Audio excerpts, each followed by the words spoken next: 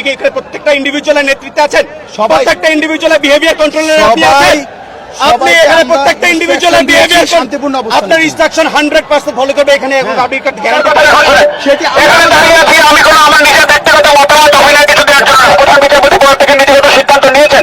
আর কি চাচ্ছে দেখুন, এখন আমি এখান থেকে গিয়ে লিখিত নিয়ে আসবো ওই কার্যালয়গুলো মতো মনে করেন না।